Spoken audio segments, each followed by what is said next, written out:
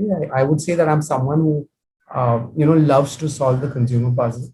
And I strive hard to marry great stories to analytics and to bring big ideas to life. Welcome, Abhishek. It's so nice to have you on my show, Jagged with Jasravee. Thank you so much, Jasravee. It's a great pleasure to be here. Hyper-personalization is becoming big, and marketers are preferring it as an effective strategy. So, if you had to explain it for your audiences, what is hyper-personalization and how it is done? What would you say? So it's a very interesting question that you asked me, right? And hyper personalization, I think, has come into sharp focus, especially after COVID. It was always a great talking point before, but if I have to sort of generalize a bit, the ultimate goal of any marketing campaign is to influence human behavior. I'm personally a huge fan of neuroscience and leveraging the right personalized marketing messaging approach, right? And the right approach when it comes to hyper personalization fundamentally takes advantage of the individual's heuristics, their intuitions, their rules of thumb, their impulses, sometimes their myopia and their laziness to essentially drive conversion and induce purchase or consideration, right? Now the idea behind hyper personalization is essentially to use this concept called the concept of familiarity, right? So unconsciously, most of us give preference to things and people we are familiar with, right? So how does that really play out in the world of consumerism, right? You have a concept called cognitive fluency, which essentially means that our brains are lazy, and that plays a role in how we make purchase decisions. In these cases, simplicity becomes the key to conversion. And essentially, the more we are exposed to something, the more likely we are to develop a preference to buy it, right? And this concept merged with the concept of habit loop, which, for an example, if you're an habitual Amazon user, for example, even if you find that particular product on the brand website, you are most likely to convert through Amazon because you've gotten comfortable, you know what to expect, you know what your delivery timelines look like, you know what the return policy is. So I think, coming back to your question on how do we go about it as marketers, how do we hyper personalize? I think the proliferation of digital channels through which people interact with brands, which could be social, text, email, has created a perfect platform for us to try and create a single source of truth on the consumer or the customer. Right now, this sounds very simple, but it's a very big statement, and I think across the board, marketers across the world are constantly trying to see how they could keep a single source of truth on the consumer, where all the data points across different avenues sort of comes together, which allows you to drive hyper personalized campaigns, right? So to be honest, very few companies do it well, but it is possible today for me to reach out to you and leverage your past buying behavior and say something that you're a little bit more familiar with, that you're a little bit more comfortable with, to drive purchase decisions. Awesome. Abhishek, it's just this question is just coming to me. I was taking a workshop with some students, and they asked me, it is such a coincidence because I took it just day before. And they said, ma'am, isn't hyper personalization just customization and many notches higher? So I told them what I knew. I said, but I'll get back to you. Why don't you make this distinction for us, please? So, exactly what you mentioned and what the student said was actually right? But however, I would like to say that it's the starting point, right? Hyper personalization is obviously customization, but there are multiple paths to hyper personalization, right? When it comes to buying behavior, there are there are price driven behaviors, and there are, category or purchase reason driven behaviors, right? So actually, let's talk about a specific aspect. Let's talk about personalization when it comes to email marketing, right?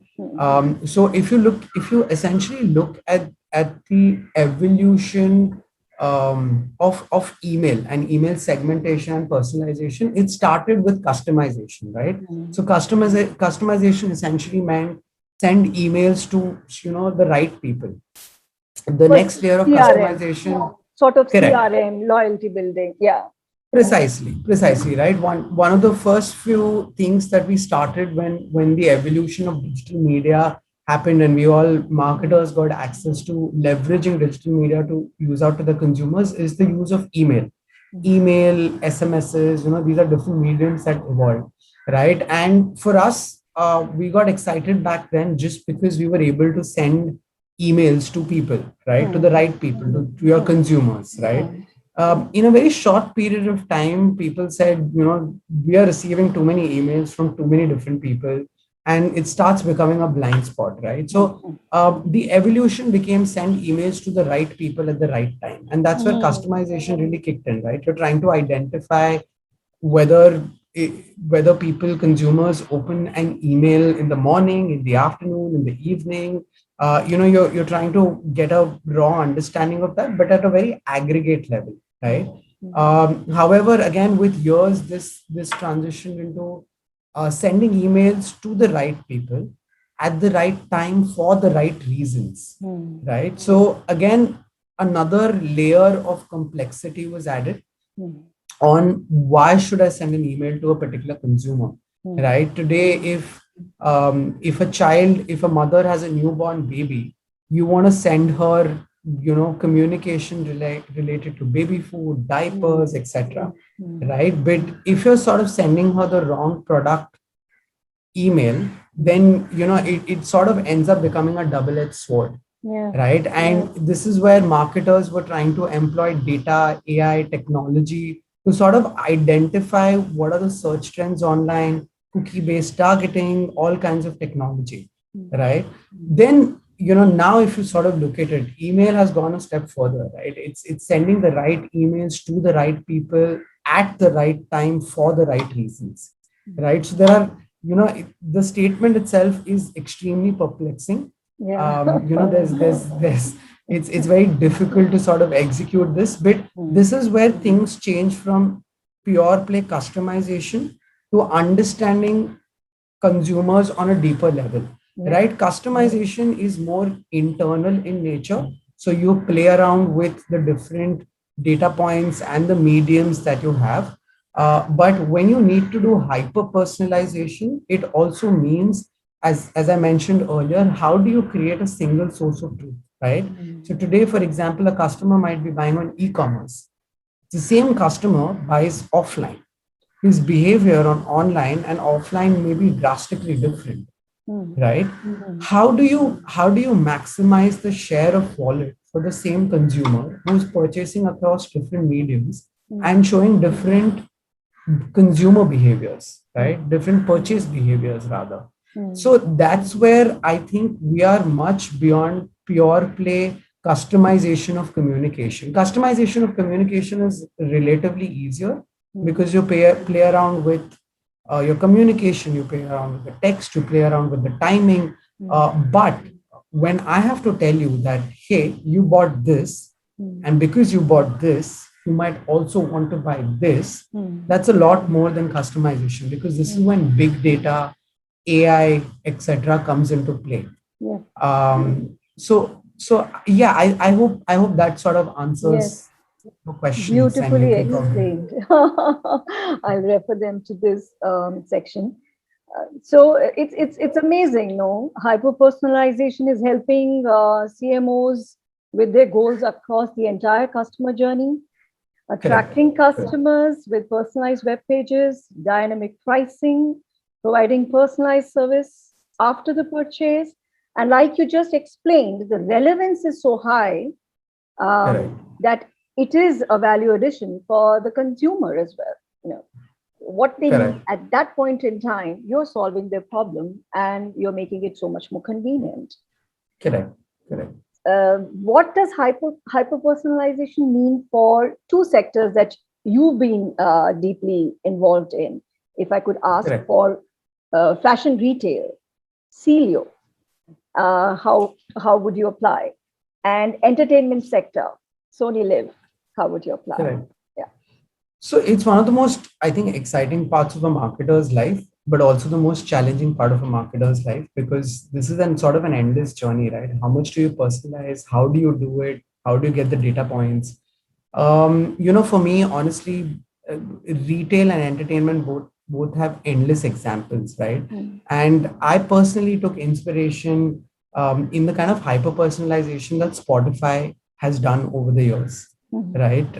And the reason I talk about this is because it's a great, if marketers today want to understand what personalization is on a real time basis, they need to look at the kind of emailers brands like Spotify has put out, right? So Mhm. things like you sort of listen to a particular musician for a really long time, they would go ahead and actually send you a communication saying, hey, we know you're a great fan of maybe Lady Gaga, and there is actually a concert happening in your vicinity, and we are actually opening this up exclusively to you, right?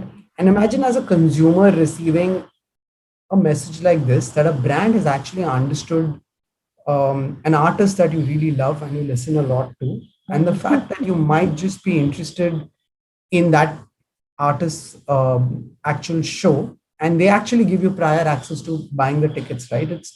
It's end to end consumer delight, Wow. right? So when it comes to even retail, right, and the question that you really asked, how does this really fit into, how does hyper personalization really fit into the fashion and the entertainment sector? It's actually very relevant. So today, say for example, that as a consumer, you walk into one of our stores and you end up purchasing a particular t-shirt or a particular shirt, right? And you leave the store, right? I today, as a marketer or as a company custodian of the brand, understand, hey, Jasravee has just purchased this particular product from us, and this particular product goes really well with another particular complementary bottom wear. It could be a denim, it could be a chino.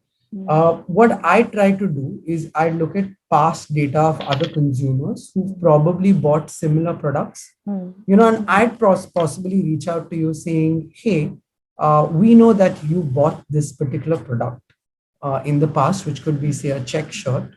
Would you be interested in a denim that goes beautifully, as a bottom wear with this particular top wear, right? So that's a live example of hyper personalization in the retail world. And I've personally seen the kind of results and the kind of conversion rates that you get with this sort of an approach is usually at least about 30 to 40% better on an average than just sending out an emailer, not so hyper personalized emailer to everybody, like undertaking a mass approach. In entertainment, it's even more interesting, right? Because all of us love content, all of us like watching different things, all of us have personal preferences. Right, you could be somebody who loves watching historical shows or crime thrillers or drama, right? So there are two ways to look at hyper personalization when it comes to entertainment sector. One is how do you hyper personalize basis my content buying behavior or my content watching behavior. The other area is how do I hyper personalization? How do I undertake a hyper personalization journey when it comes to your subscription buying behavior? So let's talk about the latter, right? You could be a sports fan and you're only probably interested in watching sports, right? So I know that this month I have a particular football or cricket tournament coming in, and you are the kind of person that would want to watch these kind of sporting events because you are a primarily a sports watcher. So I start targeting you with the relevant pricing deals for you to subscribe onto the platform, right? So that's a more transactional driven approach where you try to onboard the consumer, right? But once you're on the platform, you could be watching a crime thriller, and I have a bunch of crime thrillers lined up for the next 3 months. So how do I specifically target you, send you push notifications, send you emailers, give a chance for you to interact with probably the cast and crew of this particular show? Or how do I upsell and I cross sell, right? Now, data probably tells us that people who love crime thrillers also tend to like horror movies, right? So how do I start eventually building loyalty for you on the platform by leveraging past purchasing data by similar consumers, affinity targeting, right? So that's where the entire world of personalization has endless offerings on how you can smartly have a conversation with the consumer, but also build a much deeper relationship with the consumer. Yeah. Wow. Endless possibilities. And the benefit is mutual for the consumer as well as the marketer. And that's the win-win part that's so exciting. And it was reminding me, Abhishek, of the movie Her, if you've seen, wherein the protagonist starts preferring the smart voice because it understands him so much. It's like extrapolating, and then eventually shaping the behavior and then shaping the individual. I mean, it's of course there is a mixed reaction to what can happen, but So I have quite a futuristic view actually when it comes to this entire journey of hyper personalization, right? A lot of people tend to ask you what's the future of marketing, right? And if you see around us, we have been pervaded by the Google Homes and the Alexa devices of the world. You have smart assistants everywhere, and there's a very interesting Harvard article on this, right? Now the future of selling to consumers is going to be the future of actually selling to assistants like Alexa, because our purchase decisions are going to soon start getting automated. You're going to rely more and more on your assistants and their viewpoints and reviews and ratings. And you might tomorrow just talk to Alexa and say, hey Alexa, I want to buy a new pair of shoes. Can you recommend me a brand, right? Can you imagine? It's a very futuristic view, but I think we are fast heading, and that's what's significantly going to change the marketing landscape, I feel, across the world. Okay, that's the futuristic marketing possibility, really mind-blowing. Now we go to your earlier experience stint with Celio. Yeah. Yeah. And Abhishek, one just thinks about it and one can imagine how many challenges, as a CMO, you must have faced. The fact that you're dealing with millennials and a mature audience, and their attitudes to international brands is drastically different. Then you have, them residing in a small town because you're expanding in tier 2, tier 3 towns, big time, and metros. So how did you, what were the key aspects of your marketing strategy?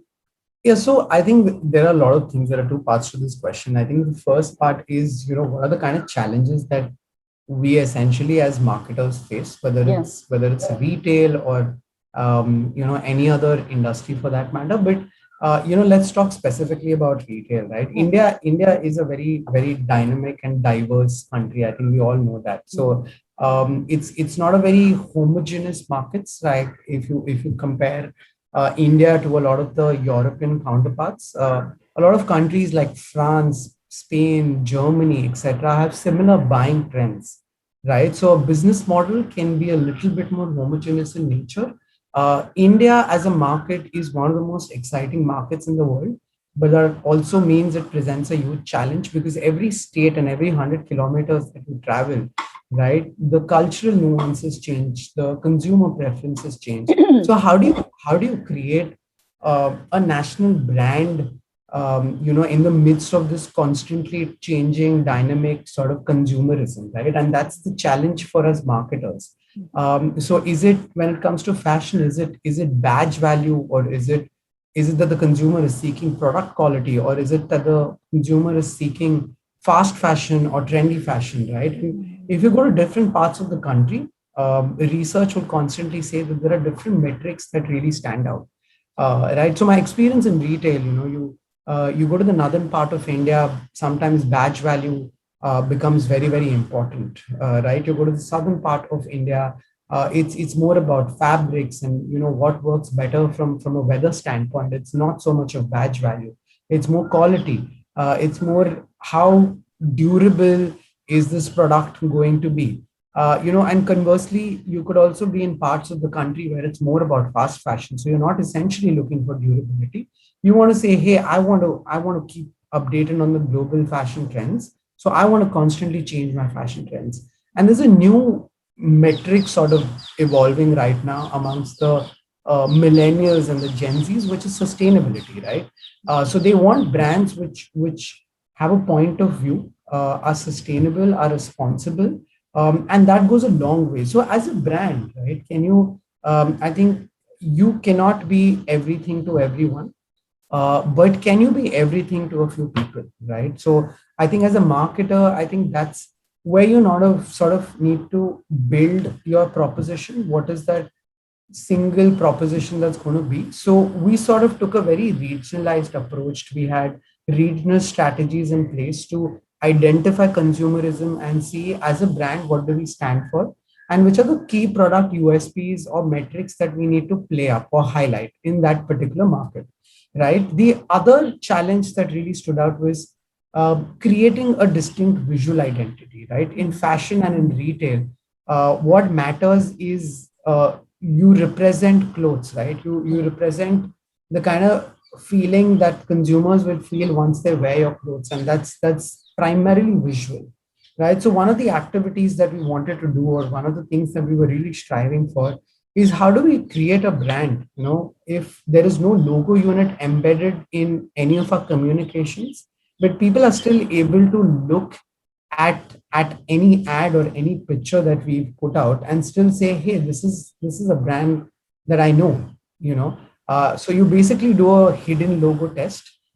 So these are very exciting things that we sort of undertook to build a very distinct visual identity for the brand.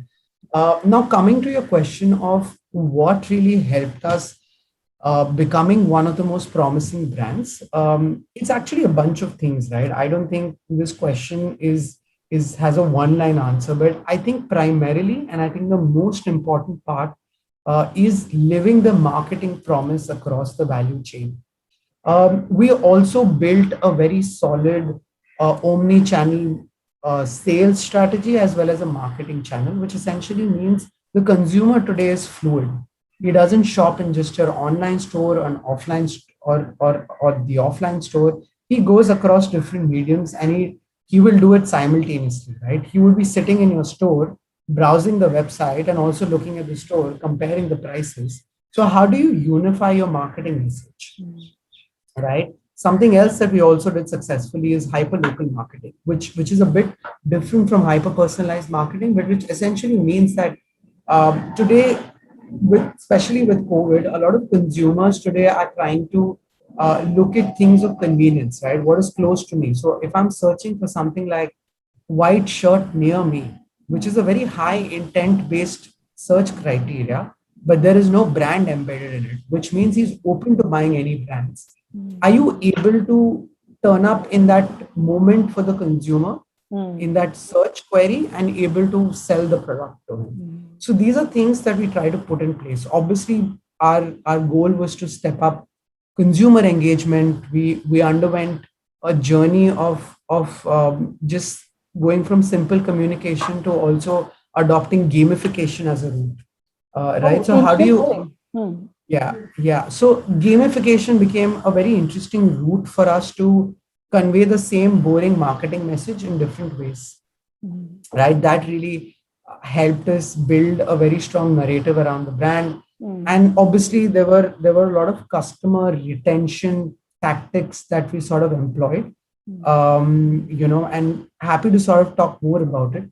But yeah, I mean, back to you. Brilliant. All these 4 points: living the marketing promise across the value chain, omni-channel marketing, the customer engagement, and the customer retention. Like you said, otherwise it's a leaking tap.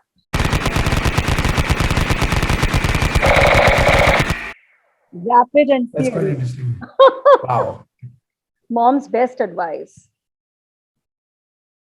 Hard work, but also smart work. Favorite travel destination. Italy. Wife's most often used phrase. You need to do better than that.